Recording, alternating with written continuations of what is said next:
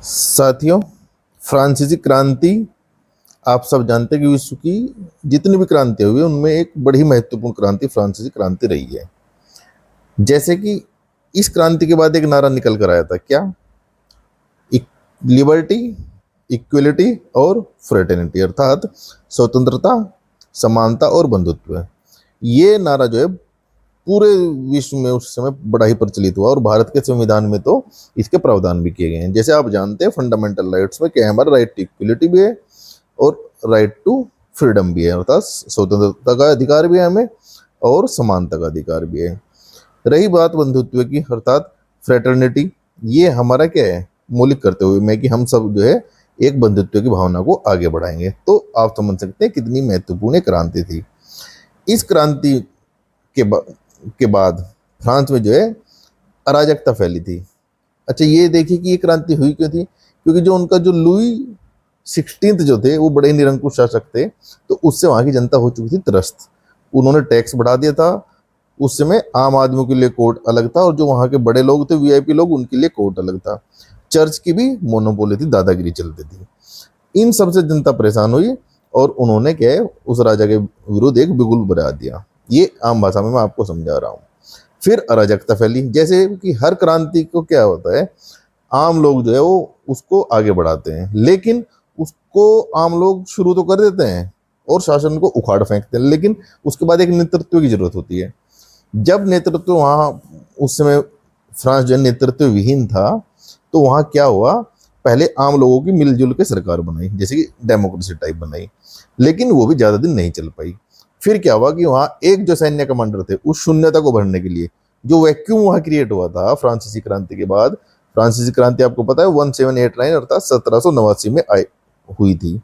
उसके ठीक 10 साल बाद 1799 अर्थात 1799 नेपोलियन जो था, एक सैन्य कमांडर था, उन्होंने इस चीज का फायदा उठाया।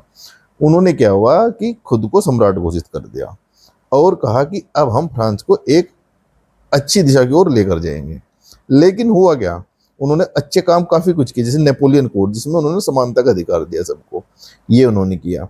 उसके बाद उन्होंने क्या है कि मेरिटोक्रेसी अर्थात योग्यता आधारित शासन, कि भाई शासन में जो है, जैसे आज भी कॉम्पिटिटिव एग्जाम्स होते हैं, तो उन्होंने ये किया कि भाई शासन में जो है योग्यता के आधार पर शासन होगा, नहीं कि जैसे पहले क्या होता था कि कोई अगर राजा के यहाँ कोई नौकरी कर रहा है तो उसका बेटा फिर वहां शुरू कर देता था नौकरी। ये सब उन्होंने खत्म किया। फिर इसके अलावा उन्होंने एक जो है धार्मिक, क्योंकि धर्म का बड़ा प्रभाव था पूरे यूरोप में, चर्च भी क्या है, चर्च का वहाँ एक किस्म से बड़ी मोनोपोली थी। जैसे हमारे यहाँ कुछ समय पहले जो है प्राचीन काल में ब्राह्मण वाद जो चलता था कि भाई उनकी बात को राजा भी नहीं गिराता था, इस समय उस समय वहाँ चर्च में भी ऐसे था कि चर्च की बात को राजा की भी हिम्मत नहीं थी गिराने की। तो इन्होंने क्या किया कि चर्च के बीच और राज्य के बीच जो झगड़े होते थे उनको कम करने के लिए इन्होंने क्या किया, एक कोर्डाट करके जो है ना, एक इन्होंने नियम बनाया, एक धार्मिक समझौता बनाया। तो उससे क्या कि विवाद खत्म हो गए हुए। उन्होंने कहा कि भाई चर्च हमारे यहाँ हस्तक्षेप नहीं करेगा राज्य में, और राज्य जो है, सरकार जो है वो चर्च के उसमें हस्तक्षेप नहीं करेगी। पूर्णतः आज भी आप देखते हो यूरोप का जो सेक्युलरिज्म है, जो धर्मनिरपेक्षता है, भारत की धर्मनिरपेक्षता से काफी अलग है। वहाँ बिल्कुल हस्तक्षेप नहीं करते। हमारे यहाँ एक सकारात्मक हस्तक्षेप हो सकता है। ये काम इन्होंने किए अच्छे अच्छे, लेकिन इन्होंने कुछ काम कमियां भी थी। तभी इनको जो कहा जाता है कि ये फ्रांसीसी क्रांति का पुत्र भी था और हंता भी था, अर्थात विनाशक भी था। कि ये जो है, ये एक ऐसा शासक हुआ जो फ्रांसीसी क्रांति से जन्मा, लेकिन इसने उसी क्रांति को कुचल दिया, अर्थात उसका विनाशक ये बना। तो विनाशक कैसे बना, अब ये देखिए। इन्होंने क्या किया कि निरंकुश शासन किया, विरोधियों को दबाया, प्रेस के ऊपर सेंसरशिप लगाई, और इनके एक महाद्वीपीय विरोधियों को दबाया, प्रेस के ऊपर सेंसरशिप लगाई, और इनके एक महाद्वीपीय विस्थापन की जो थ्योरी थी, उसमें क्या करते कि फ्रांस का विस्तार करना है पूरे महाद्वीप पर और ब्रिटेन को कमजोर करना है। लगातार ब्रिटेन से ये युद्ध में उलझ रहे। आपने सुना होगा सप्तवर्षीय युद्ध भी, आपने जब देखा होगा इंडिया में भी, जब भारत में भी जब ब्रिटिश लोग थे, तो यहाँ भी फ्रांसीसी लोग उनका विरोध करते थे। तो ये सप्तवर्षीय युद्ध पूरा अमेरिका से लेकर यहाँ यूएस, इंडिया और पूरा यूरोप में चलता रहा।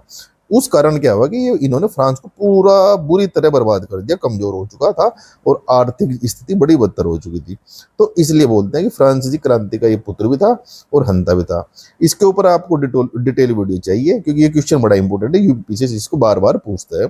तो ये वीडियो का लिंक डिस्क्रिप्शन में दिया है। हमारी आधार सीरीज का ये डे 24 का क्वेश्चन है, वहाँ ये डिटेल में कराया गया है इसका मॉडल उत्तर के साथ कि आपको कैसे लिखना है, सभी पॉइंट कैसे लिखने हैं। यहाँ तो हमने संक्षेप में बताया। अगर आपको इसकी डिटेल जानकारी चाहिए और ये टॉपिक क्लियर करना है वर्ल्ड हिस्ट्री का, तो आप जाइए हमारे प्लेलिस्ट में आधार सीरीज में ये वीडियो देख लीजिए। तो मिलते हैं अगले वीडियो में, तब तक के लिए पढ़ते रहिए, लिखते रहिए और सिलेक्शन लेकर रहिए। जय हिंद।